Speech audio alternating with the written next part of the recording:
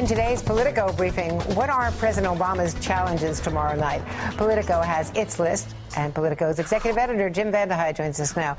The kinds of things that the president has to be wary of. I just wanted to play one of the things that you guys listed is the president on September 11th, 2008, at a Service Nation Summit. Let's watch. Washington is broken. My whole campaign has been premised from the start on the idea that we have to fundamentally change how Washington works. So I assume that you're going to suggest that Mitt Romney could now say, well, what have you changed? How have you fixed it?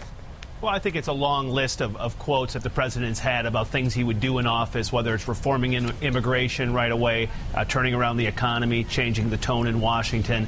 I think Romney desperately wants to and needs to be able to use those words against him in the debate to paint a picture of a presidency that has not been a success and to make the case that there needs to be change. So far in this campaign, he's not successfully prosecuted that case, and I think the debate is best and maybe last chance to really effectively make it so we can create more of an opportunity for him to talk about how things would be different under a Romney administration. And, of course, the next year in 2009, on the Today program, he said, give me 3 years or else I'm out of here. Take a look at this. If I don't have this done in 3 years, then there's going to be a one-term proposition. So he said it himself, that the voters would be judging him in 3 years as to whether he had achieved it. Particularly in that quote on the economy. And, there's other quotes from earlier in the presidency where he had promised to get unemployment down, certainly down below 8% by Election Day. That's not going to be achieved. And I think that's where Republicans are really trying to hit him hardest on, saying lots of big promises, lots of big ideas, not lots of big results. The frustration in the Romney camp is that those attacks have not worked over the last couple of months. They spent a lot of money on advertising to make that very case. And so far, it's not breaking through, largely because of a lot of missteps on Romney's part have overshadowed some of the media scrutiny of President Obama.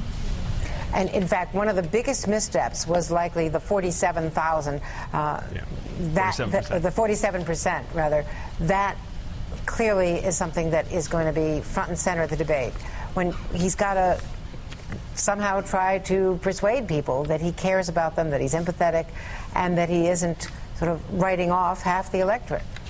There's a reason, if you live in Northern Virginia like I do, that you can't watch a single program without seeing that ad now that the Obama campaign's running, where they just use the voiceover of him talking about the 47% and then put up those images of the people that are covered by the 47%.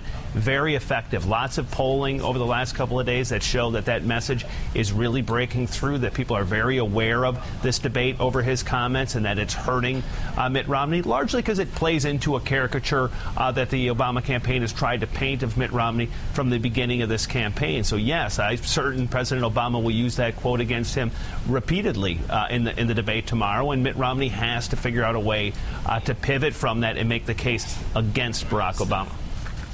Thanks so much, Jim Vandehei. We're all going to be watching. And